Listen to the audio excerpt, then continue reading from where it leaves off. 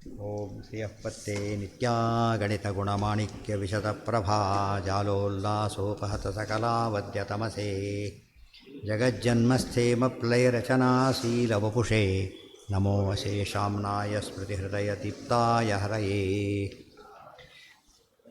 ನ ಶಬ್ದಾಬ್ಧೌ ಗಾಢಾ ನ ಚ ನಿಗಮಚರ್ಚಾಸು ಚತುರಾ ನ ಚ ನ್ಯಾಯೇ ಪ್ರೌಢಾ ನ ಚ ವಿದಿತವೇದ್ಯಾ ಅಪಿ ವಯಂ ಪರಂ ಶ್ರೀಮತ್ಪೂರ್ಣಪ್ರಮತಿಗುರುಕಾರುಣ್ಯಸರಣಿಂ ಪ್ರಪನ್ನಾಃ ಮಾನ್ಯಾಃ ಸ್ಮಃ ಕಿಮಪಿ ಚ ವದಂತೋಪಿ ಮಾತಾಂ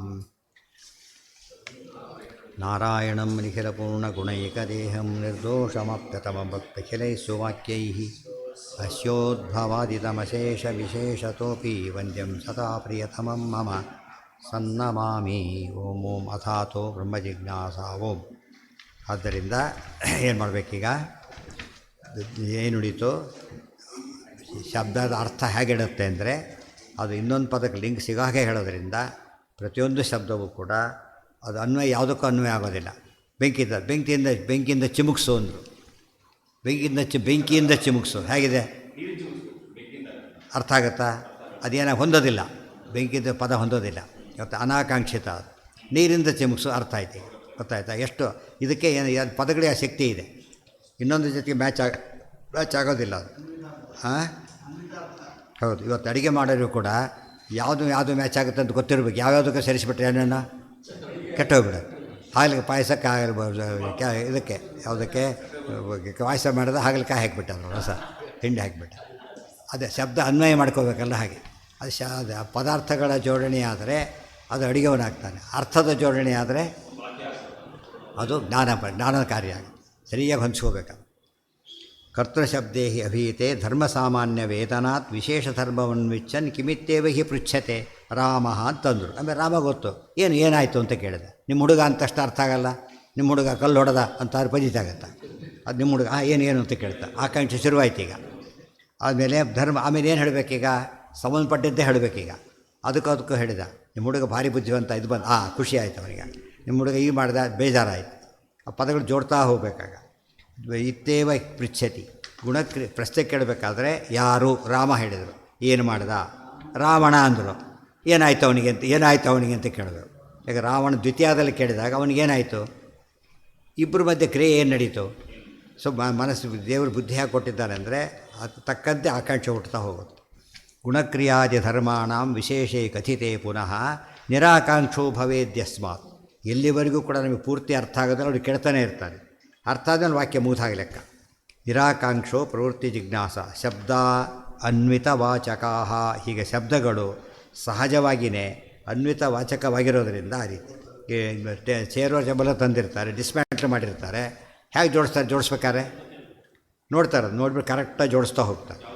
ಇಷ್ಟೇ ಬೀಗ ಇದೆ, ದೊಡ್ಡ ಕೀನ್ ಹಾಕ್ಲಿಕ್ಕೆ ಹೋಗೋದಿಲ್ಲ, ಡೋರ್ ಲಾಕ್ ಆಗೋದಿಲ್ಲ. ನೋಡಿ ಚೆಕ್ಕದೆ ಹುಡುಕ್ತಾರೆ. ಅದಕ್ಕೆ ತಕ್ಕಂತೆ ಅದು ಮನುಷ್ಯ ಬುದ್ಧಿ ಹೇಳುತ್ತಾ ಮಾತನ್ನು. ಅವನು ಇಲ್ಲ ದಡ್ಡ ಅಂತ ಅರ್ಥ. ಯಾವುದಕ್ಕೋ ಏನೋ ತೊಗೊಂಡ್ರೆ ದಡ್ಡ ಅಂತ ಆಗ್ತಾರೆ. ಶಬ್ದ ಅನ್ವಿತ ನಂಬರ್ ಲಾಕಿಗೆ ನೀವು ಕೀ ಹಾಕ್ಲಿಕ್ಕೆ ಬರೋದೇ ಇಲ್ಲ. ಯಾಕೆ? ನಂಬರ್ ಸೆಟ್ ಮಾಡಬೇಕಷ್ಟು. ಬೇರೆ ನಂಬರ್ ಲಾಕ್ ಮಾಡಿದಾಗ ಈ ಲಾಕಿಗೆ ಮಾಡ್ಲಿಕ್ಕೆ ಬರೋದಿಲ್ಲ. ಅದೆಲ್ಲ ಅದಕ್ಕೆ ವಿದ್ಯೆ ಅಂತ ಕರೆಯೋದು. ಯಾವುದನ್ನು ಯಾವ ರೀತಿಯಾಗಿ ನಾವು ಬಿಡಿಸಿ ಅರ್ಥ ಮಾಡ್ಕೊಳ್ಳೋಕ್ಕೆ ಬರುತ್ತೋ ಅದಕ್ಕೆ ಸಹಾಯ ಮಾಡೋದೇ ವಿದ್ಯೆ. ಅಥೋ ಅನಂತ ಗುಣಾತ್ಮೈಕೋ ಭಗವಾನ್ ಏಕ ಏವತು ಉಚ್ಯತೆ ಸರ್ವವೇದೈಶ್ಚ. ಎಲ್ಲಿ ತಂದ್ರೆ ಗೊತ್ತಾ? ಈ ರೀತಿ ಒಂದು ಶಬ್ದ ತಗೊಳ್ಳಿ, ಶಬ್ದ ಸರಿಯಾಗಿ ಅರ್ಥ ಆಗಬೇಕಾದ್ರೆ ಅದು ದೇವರಿಗೆ ಅಪ್ಲೈ ಮಾಡಿದರೆ ಮಾತ್ರ ಅರ್ಥ ಆಗುತ್ತೆ. ಸೊ ಸರ್ವ ಶಬ್ದ ಸಮನ್ವಯ ಬಂದೋಯ್ತು. ಶ್ರೀಮಂತ ಯಾರಿಗೆ ಅರ್ಥ ಮಾಡಿದರೂ ಇನ್ನೂ ಅರ್ಥಕ್ಕೆ ಪೂರ್ತಿ ನ್ಯಾಯ ಸಿಕ್ಕಿಲ್ಲ. ಅದಕ್ಕೆ ಶ್ರೀ ಮಹಾಲಕ್ಷ್ಮಿಯ ಪತಿ ಅದು ಆಗ ಪೂರ್ತಿ ಅರ್ಥ ಪೂರ್ತಿ ಬಂದಾಗ. ಪೂರ್ತಿ ಬರೋದು ಯಾವಾಗ ಅಂದರೆ ಅದು ಬಂದ ಅಲ್ಲಿವರೆಗೂ ಪೂರ್ತಿ ಅರ್ಥ ಆಗಿಲ್ಲ ಅಂತ ಅರ್ಥ. ಪ್ರತಿಯೊಂದು ಪದ ಕೂಡ ಎಲ್ಲಿ ಎಂಡಾಗಬೇಕೋ ಅದೇ ಆಚಾರ ಹೇಳ್ತಾರೆ. ಅಥೋ ಅನಂತ ಗುಣಾತ್ಮ ಏಕೋ ಭಗವಾನ್ ಏಕ ಏವತು ಉಚ್ಯತೆ ಸರ್ವವೇದೈಶ್ಚ. ಸರ್ವವೇದ ಇತಿಹಾಸ ಪುರಾಣಗಳಿಂದ ಪ್ರತಿಪಾದಿತನಾಗೋನು ಪರಮಾತ್ಮ ಒಬ್ಬನೇನೆ. ತೂ ಶಬ್ದೇನ ಬಡವನು ಕುಬೇರ ಅಂತ ಕರೆದ. ಏನಾಗಲಿಲ್ಲ ಅಲ್ಲಿ? ಅರ್ಥಾತ್ ಹೊಂದಲಿಲ್ಲ. ಲಕ್ಷಾಧಿಪತಿ ಕುಬೇರ ಅಂದ, ಸ್ವಲ್ಪ ವಾಸಿ. ಇದಕ್ಕಿಂತ ಕೋಟೆ ಇನ್ನೂ ವಾಸಿ ಆಯಿತು. ಆಮೇಲೆ ಕುಬೇರ ಅಂತ ಕರೆದ, ಇನ್ನೂ ಶ್ರೇಷ್ಠ. ಕುಬೇರ ಅಂತ ಕರೆದ. ಆಮೇಲೆ ರುದ್ರದೇವರು ಕುಬೇರ ಅಂತ ಕರೆದ, ಸ್ವಲ್ಪ ಜಾಸ್ತಿ ಆಯ್ತು ಆಗಲೇ. ಅಂದರೆ ಆ ಪದಕ್ಕೆ ಶಕ್ತಿ ಕಡಿಮೆ ಆಯ್ತು. ಈಗ ಅಷ್ಟು ದೂರ ಹೋಗ್ತಾ ಇಲ್ಲ ಅದು. ಇನ್ನು ಮೇಲೆ ಹೊಡೆದ್ರೆ ಕಡಿಮೆ, ಪೂರ್ತಿ ಡೌನ್ ಆಗಿಬಿಡುತ್ತೆ. ಸೊ ದೇವ್ರ ಹತ್ರ ಹೋದ ಎಲ್ಲ ಶಬ್ದಗಳು ಕಡಿಮೆ ಆಗುತ್ತೆ. ಬಟ್ ಹೋಗ್ಬೇಕಾದ್ರೆ ದೇವ್ರ ಹತ್ರ ಹೋಗಬೇಕು, ಬೇರೆ ದಾರಿ ಇಲ್ಲ. ಸರಿಯಾಗಿ ಅರ್ಥ ಮಾಡಿಕೊಂಡ್ರೆ ದೇವರನ್ನು ಯಾವ ಶಬ್ದನೂ ಹೇಳೋದಿಲ್ಲ, ಎಲ್ಲ ಶಬ್ದನೂ ಹೇಳುತ್ತೆ. ಯಾವ ಶಬ್ದನೂ ಪೂರ್ತಿ ಹೇಳೋದಿಲ್ಲ, ಸ್ವಲ್ಪ ದೇವರನ್ನೇ ಹೇಳೋದು, ಬೇರೆಯವ್ರನ್ನ ಹೇಳೋದೇ ಇಲ್ಲ. ಅವರ ಯೋಗ್ಯತೆ ತಕ್ಕಂತೆ ಲಿಮಿಟ್ ಮಾಡ್ತಾನೆ ಇರಬೇಕು. ಅಥ ಪರಾನಂದಾಧಿಕರಣಂ ಪರಮೇಶ್ವರಸ್ಯ ಆನಂದಾದಯೋ ಲೋಕವಿಲಕ್ಷಣ. ಇದು ಭಾರಿ ಮತ್ತೊಂದು ಪಾಯಿಂಟ್ ಬಂತೀಗ. ನಮಗೂ ಆನಂದ ಇದೆ, ದೇವರಿಗೂ ಆನಂದ ಇದೆ. ಏನು ವ್ಯತ್ಯಾಸ ಆಗಿದ್ದರೆ ಇದು ತಾನೇ ಅವ್ರು ಹೇಳ್ತಿರೋದು. ಬ್ರಹ್ಮಕ್ಕೆ ಹೇಳಬೇಕಾಗಿದೆ, ಆತ್ಮಕ್ಕೆ ಹೇಳ್ತಾರಲ್ಲ, ಹೀಗೆ ಹೇಳ್ತಾರೆ. ಗೊತ್ತಿಲ್ಲ, ಈ ಆನಂದನೇ ಬೇರೆ, ಆನಂದನೇ ಬೇರೆ. ಓಂ ಪರಮತಃ ಸೇತು ಉನ್ಮಾನ ಸಂಬಂಧ ಭೇದ ಉಪದೇಶೇಭ್ಯ ಓಂ ಪರಂ ಅಂದರು. ಪರಂ ಅಂದ್ರೇನು? ವಿಲಕ್ಷಣಂ, ಡಿಫರೆಂಟ್. ಯಾವುದರಿಂದ ಡಿಫರೆಂಟು? ಲೋಕದಿಂದ ಡಿಫರೆಂಟು. ದೇವರು ಎಲ್ಲ ಗುಣ ಕೂಡ ಬರೀ ಆನಂದ ಅಲ್ಲ, ಪ್ರತಿಯೊಂದು ಗುಣ ಎಂಥದ್ದದು? ಈ ಬಂಗಾರ ಇದೆ, ಇದಿದೆ, ಆ ಲೋಹನೇ ಅದು, but totally different from all other metals. ಗೊತ್ತಾ? ನೋಡಿದ ತಕ್ಷಣ ಗೊತ್ತಾಗುತ್ತೆ, ಅದ್ರ ಶೈನಿಂಗೇ ಬೇರೆ, ಅದೇ ಬೇರೆ. ಎಷ್ಟೇ ಕೊಟ್ಟರೂ ಕೂಡ ಚಿನ್ನದ ಕಾಂತಿ ಚಿನ್ನದ್ದೇ. ಸೊ ದೇವರ ಗುಣಗಳು ದೇವರಿವೆ, ಇನ್ನೊಬ್ಬರಿಗೆ ಮಾಡೋಕ್ಕೆ ಬರಲ್ಲ ಅದನ್ನು. ಪರಂ ಅತ್ಯತ್ತು ಉತ್ತರ ಕೊಡ್ತಾರೆ ಗೊತ್ತಾ ಈಗ. ವಿಲಕ್ಷಣ ಅಂತ ಹೇಳಿದ್ರಿ, ಯಾತಕ್ಕೆ? ಸೇತು ಉನ್ಮಾನ ಸಂಬಂಧ ಭೇದ ವ್ಯಪದೇಶೇಭ್ಯ, ಇಷ್ಟು ಕಾರಣ ಕೊಡ್ತಾರೆ. ಪರ ಸೇತು ಉನ್ಮಾನ ಸಂಬಂಧ ಭೇದ ವ್ಯಪದೇಶೇಭ್ಯ ಪರಮೇಶ್ವರಸ್ಯ ಆನಂದಾದಯೋ ಗುಣಾಃ ಕಿಂ ಲೌಕಿಕಾನಂದಾದಿ ಲಕ್ಷಣಾ ಕಿಂ ವಾ ತದ್ವಿಲಕ್ಷಣಾಃ. ಅದಕ್ಕೆ ಹೇಳ್ತಾರೆ ವಿಲಕ್ಷಣ ಅಲ್ಲದೆ ಅಂತ ಹೇಳಿಬಿಟ್ರೆ ಗೌರವ ಬರೋದಿಲ್ಲ, ಬೇರೆ ಅಂತ ಹೇಳಿದರೆ ಅರ್ಥ ಆಗೋದಿಲ್ಲ. ಗೊತ್ತಾಯ್ತಲ್ಲ, ಇರ್ಲೆವೆಂಟ್ ಆಗುತ್ತೆ, ಎರಡು ಕೂಡಿಸ್ತಾರೆ. ಪರಮತಃ ಸೇತೂನ್ಮಾನ ಸಂಬಂಧ ಭೇದ ವ್ಯಪದೇಶೇಭ್ಯ. ನೋಡಿ, ಆದ್ಯೇ ತತ್ರ ಬಹುಮಾನಃ ಸಂಭವತಿ ಕಥಂ ನ ದ್ವಿತೀಯ ಪ್ರಕಾರ ಪ್ರಮಾಣ ಅಭಾವಾತ್ ವಿಮತ ಲೌಕಿಕ ಸಲಕ್ಷಣಾಃ ಆನಂದಾದಿ ಶಬ್ದವಾಚ್ಯತ್ವಾದಿತಿ ಬಾಧಕ ಸದ್ಭಾವಾಚ್ಯ. ಮೇಲ್ನೋಟಕ್ಕೆ ಪರಮಾತ್ಮ ಆನಂದ ನಮ್ಮ ಆನಂದವೇ ಇದ್ದೇ ಇರಬೇಕು, ಯಾಕೆ? ಶಬ್ದಕ್ಕೆ ಶಕ್ತಿ ಇರೋದು ಅಷ್ಟೇ, ಆದ್ದರಿಂದ ಹಾಗೇ ಇರಬೇಕು ಅಂತ ಪ್ರಶ್ನೆ ಇವೆಲ್ಲ. ಅನ್ಯಥಾತ ಆನಂದಾದಿ ಶಬ್ದ ಪ್ರವೃತ್ತಿರ್ನ ಸ್ಯಾತ್ ವ್ಯುತ್ಪತ್ತ್ಯಭಾವಾತ್ ಅತೀಂದ್ರಿಯತ್ವೇನ ತತ್ರ ಉಪದೇಶಾದಿ ಉಪಾದ್ಯಭಾವೇ ಸಾದೃಶ್ಯ ಅನುಮಾನ ಶೈವ ಅನುಸರಣೀಯತ್ವ ತಸ್ಯ ಚ ಅಸಿದ್ಧತ್ವ ತತಶ್ಚ ವೇದವೇದ್ಯತ್ವಂ ನ ಸ್ಯಾತ್ ಇತ್ಯಸ್ಯ ಸಮಾಧಾನಾರ್ಥಂ ಇದಂ ಆರಭ್ಯತೆ. ತತ್ರ ಆಶಂಕಿತ ಸಕಲದೋಷ ಪರಿಹಾರೋ. ಈ ಅಧ್ಯಾಯ ಯಾತಕ್ಕೆ ಹೊರಟಿರೋದೀಗ? ಅಧ್ಯಾಯ ಏನೇ ಅಲ್ಲ, ಈ ಅಧ್ಯಾಯ ಯಾತಕ್ಕೆ ಹೊರಟಿರೋದು? ಅವಿರೋಧಾಧ್ಯಾಯ. ಅವಿರೋಧಾಧ್ಯಾಯ. ದೇವರ ಗುಣಗಳು ನಮ್ಮ ಗುಣಗಳು ಒಂದೇನೋ ಬೇರೆನೋ, ಸಿಮಿಲರೋ ಡಿಸ್ಸಿಮಿಲರೋ, ಅದು ಉತ್ತರ ಕೊಡಬೇಕೀಗ. ಅದಕ್ಕೆ ಅವಿರೋಧಾಧ್ಯಾಯ ಅಂತ ಎಲ್ಲ ವಿರೋಧನೂ ಪರಿಹಾರ ಮಾಡಬೇಕು. ದೇವ್ರ ಬಗ್ಗೆ, ಆನಂದದ ಬಗ್ಗೆ, ಗುಣದ ಬಗ್ಗೆ ಏನೇನು ಪ್ರಶ್ನೆ ಬರುತ್ತೆ ಉತ್ತರ ಕೊಡಬೇಕು. ಅದಕ್ಕೆ ಉತ್ತರ ಕೊಡೋದ್ರಿಂದ ಅವಿರೋಧಾಧ್ಯಾಯದಲ್ಲಿ ಸೇರಬೇಕು ಅಂತ ಗೊತ್ತಾಯಿತು.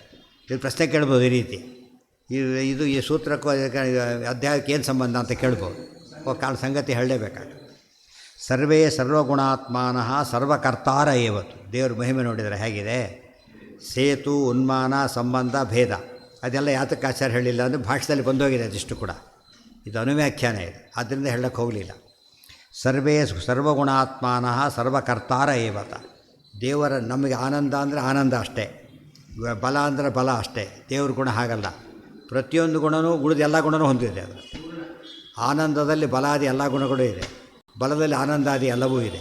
ದೇವರು ವಿಚಿತ್ರವಾದ ಮಹಿಮೆ ಇದೆ. ಅರ್ಥ ಆಯ್ತಾ? ಸರ್ವೇ ಗುಣಾ ಸರ್ವಗುಣಾತ್ಮಾನಃ ಸರ್ವಕರ್ತ ಅಷ್ಟೇ ಅಲ್ಲ, ಜಗತ್ಸೃಷ್ಟಿಯಾದಿ ಕರ್ತೃತ್ವ ಇದೆ ಅವಕ್ಕೆಲ್ಲ ಕೂಡ. ದೇವರಿಗೂ ಅದಕ್ಕೂ ಭೇದ ಇಲ್ಲ. ಆದ್ದರಿಂದ ಕೃಷ್ಣಕೇಶ ಶುಕ್ಲಕೇಶ, ಕೃಷ್ಣಕೇಶ ವಿಶ್ವರೂಪ ತೋರಿಸ್ತಾರೆ ಅಂದರೆ ದೇವರ ವಿಶ್ವರೂಪ ಎಲ್ಲೆಲ್ಲಿದೆ? ಪ್ರತಿಯೊಂದರಲ್ಲೂ ಪೂರ್ವ. ಆ ಕೂದಲಲ್ಲಿ ಚೂರು ತೊಗೊಂಡ್ರೆ ಅದರಲ್ಲೂ ಇದೆ. ಮತ್ತು ದೇವರ ಮಹಿಮೆ ಸ್ಯಾದಿತ್ಯತಃ ತಥಾಪೀತಿ ತಥಾಪಿ ಸವಿಶೇಷಾಶ್ಚ ಪರಸ್ಪರ ಅಭೇದೇಪಿ. ಹಾಗಿದ್ದರೆ ಆನಂದನ ಜ್ಞಾನ ಅಂತ ಕರಿಬಹುದಾ? ಜ್ಞಾನನ ಬಲ ಅಂತ ಕರಿಬಹುದಾ? ಇಲ್ಲ, ಆನಂದ ಅಂತಲೇ ಕರಿಬೇಕು. ಮತ್ತು ಒಂದೇ ಅಂತ ಹೇಳ್ತೀರಲ್ಲ ಅಂತ ಕೇಳಿದರೆ ಹೌದು, ಅದೇ ವಿಶೇಷ. ವಿಶೇಷ ಬಂದಾಗ ಸಮಸ್ಯೆ ಪರಿಹಾರ ಆಗುತ್ತೆ. ಪರಸ್ಪರ ಅಭೇದೇಪಿ ತಥೋ ನೋಕ್ತೋ ದೋಷ ಇತಿ ಜ್ಞೇಯ. ಪರಸ್ಪರ ಅಭೇದ ಇದ್ದರೂ ಕೂಡ ಯಾವ ಸಮಸ್ಯೆನೂ ಇಲ್ಲ. ಒಟ್ಟು ತಿಳ್ಕೊಂಡಾಗ ಏನಾಯ್ತು? ಈಗ ಪರಮಾತ್ಮ ಅನಂತಾನಂತ ಕಲ್ಯಾಣ ಗುಣ ಪರಿಪೂರ್ಣ ಅನ್ನೋ ಪ್ರತಿಯೊಂದು ಗುಣವೂ ಕೂಡ ಬೇರೆಯವರು ಮಹಾಲಕ್ಷ್ಮಿ ಗುಣಕ್ಕಿಂತನೂ ಡಿಫರೆಂಟು. ಅವ್ರ ಗುಣ ರುಜುಗಳು ಡಿಫರೆಂಟು. ಅಲ್ಲಲ್ಲೇ ವ್ಯತ್ಯಾಸ ಆಗೋಕ್ಕೆ ಶುರುವಾಗುತ್ತೆ. ದೇವ್ರ ಗುಣಗಳು ಅಬ್ಸಲ್ಯೂಟ್ ಸೆನ್ಸ್ನಲ್ಲಿ ಟೋಟಲಿ ಡಿಫರೆಂಟು. ಮಹಾಲಕ್ಷ್ಮಿ ಗುಣಗಳಿಗೆ ಒಂದೇನು ದೋಷ ಇದೆ?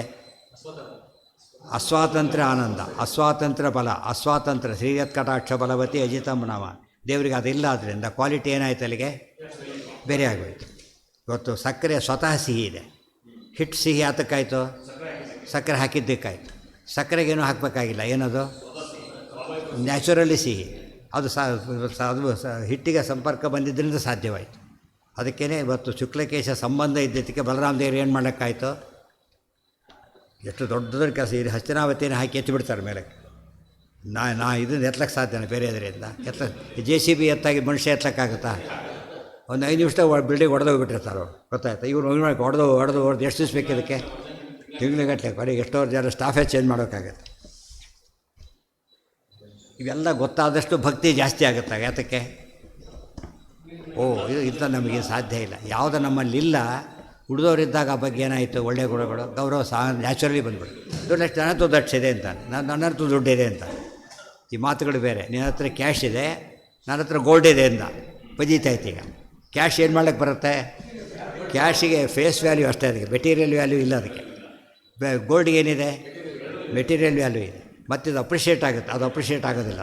100 ರೂಪಾಯಿ ನೋಟ್ ಹಾಗೆ ಇಟ್ಟರೆ ಅದು 200 ರೂಪಾಯಿ ನೋಟ್ ಆಗೋದಿಲ್ಲ. ಗೋಲ್ಡ್ ಜಾಸ್ತಿ ಆಗಿಬಿಡುತ್ತೆ. ಇದೆಲ್ಲ ನೋಡಿದರೆ ಗುಣ ಟೋಟಲಿ ಬೇರೆ ಆಗೋಯ್ತು. ಆಗ ಗೋಲ್ಡ್ ಫಾರಮ್ನಲ್ಲಿ ಪ್ರಿಸರ್ವ್ ಮಾಡೋ ಸುಲಭ ಆಯಿತು, ಸೇಫ್.